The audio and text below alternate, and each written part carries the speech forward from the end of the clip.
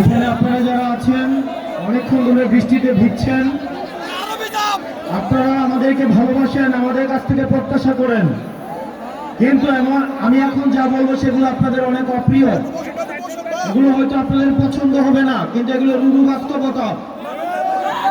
আমরা চাঁদাবাজির বিরুদ্ধে কথা বলি,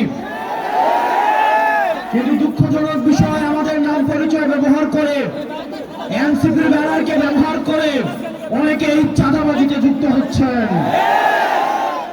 আমাদের নেতা কর্মী, আমাদের কর্মী যারা আছেন,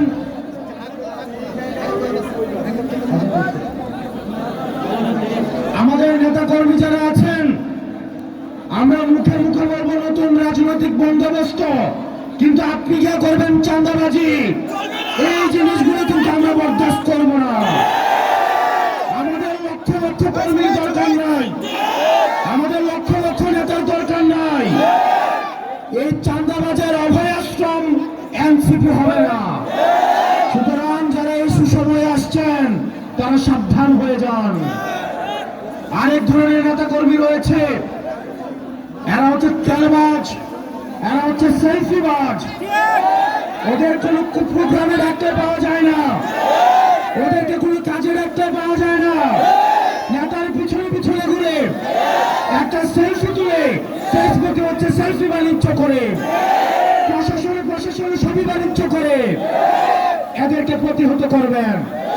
আগে নিজের ঘর ঠিক করতে হবে, নিজের ঘরে শুদ্ধ অভিযান চালাতে হবে। আমার দরকার নেই এসব সেলফিবাজ, এসব তেলবাজ। প্রিয় ময়মনসিংহবাসী, সংগঠনকে শক্তিশালী করতে হবে। আপনার প্রত্যেকটা উপজেলায়, প্রত্যেকটা ইউনিয়নে আপনাদের সংগঠনকে আপনারা শক্তিশালী করবেন। আপনারা প্রয়োজনে যারা এলাকার সুনাগরিক রয়েছে, সম্মানিত মানুষ রয়েছে, আপনারা প্রত্যেকের কাছে কাছে যাবেন, তাদেরকে অনুরোধ করবেন, এনসিপির প্রয়োজনীয়তা বুঝাবেন, আমাদের সংগঠনে তাদেরকে নিয়ে আসবেন। নিজের অর্থ খরচ করে, আমি জানি এই প্রোগ্রাম করার জন্য আমাদের সেন্ট্রাল থেকে অর্থ দেওয়া হয় নাই, যা দেওয়া হয়েছে তা অনেক অপ্রতুল। নিজের অর্থ খরচ করে, নিজের ঘাম খরচ করে আপনারা হচ্ছে এই প্রোগ্রাম বাস্তবায়ন করেছেন। আপনারা বাংলাদেশের জন্য, সংস্কারের জন্য আপনার এই পরিশ্রম অব্যাহত রাখুন। এই দেশ শতগুণে আপনাদেরকে ফিরিয়ে দিবে। প্রিয় আমার নেতা কর্মী, আপনারা যারা রয়েছেন, আপনারা যদি সংগঠনকে শক্তিশালী না করতে পারেন, দিন শেষে উৎসুক জনতা নিয়ে অনেক দূর আগানো যাবে না।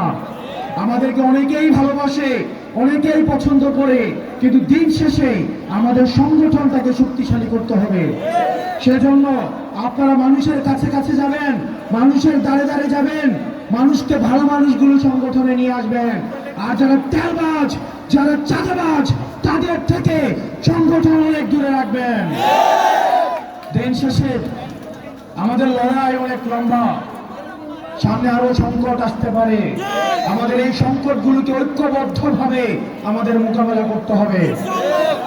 আমাদের আহ্বায়ক, আমাদের এই বিপ্লবের নেতা জনাব নাহিদ ইসলাম আমাদের সামনে ভবিষ্যতের রাজনীতি, ভবিষ্যতের বাংলাদেশ, বাংলাদেশের সমস্যা এবং উত্তরণ নিয়ে কথা বলবেন। আমরা আহ্বায়ক নাহিদ ইসলামের দিক নির্দেশনা অনুযায়ী পরবর্তী বাংলাদেশ গড়ার জন্য প্রয়োজনে যদি আমাদের জীবন দিতে হয়, সেটি দিতে আমাদেরকে প্রস্তুত থাকতে হবে। আপনারা সবাই ভালো থাকবেন, সুস্থ থাকবেন। আপনাদের সাথে আবার দেখা হবে লড়াইয়ে, সংগ্রামে, বিজয়ে।